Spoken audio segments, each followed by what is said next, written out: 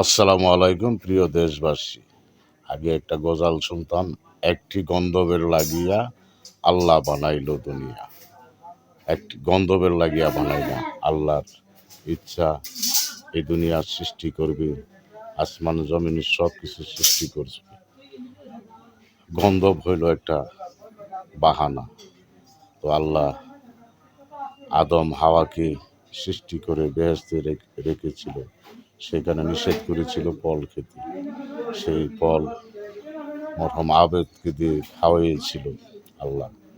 তো আল্লাহ যদি চাইতো ইবলিশকে না দিতে পারত, ইবলিশের প্রয়োজন ছিল না, তবু আল্লাহ ইবলিশকে দিয়া খেলাইছে। আর এখন মনে করেন বাংলাদেশে যে খেলা খেলতেছে জামাত শিবির রাজাকার, সেই ইবলিশের মতো খেলা খেলতেছে তারা।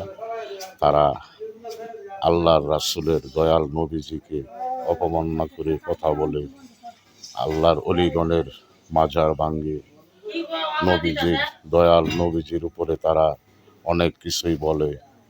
দয়াল নবীজিকে বলে ওদের বড় ভাইয়ের মতন। ওরাই নাফরমান, ওরাই ইবলিশের বংশধর, তারাই আবু জাহেলের মতো আচরণ, তারা নবীর বংশ ধ্বংস করেছিল। তারা হলো নমরুদ ফেরাউনের মতন, তারা আবু আলা মদুদির বংশধর, যে আবু আলা মদুদিকে দয়াল নবীজি বলেছিল এই এই আবু আলা মদুদি এই ইসলাম ধ্বংস করার জন্য সকল এই এই আবু আলা মদুদির এখন সহকারী হলো জামাত শিবির।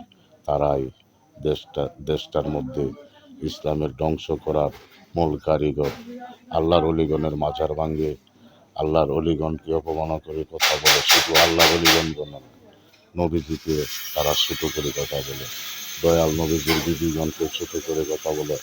হাসেন হোসেন তারা তো পাঞ্জাতনই মানে না, তারা বাংলাদেশের যারা জামাতি তারা পাঞ্জাতন মানে না, তারা মানে আবু আলা মদুদির ইসলাম।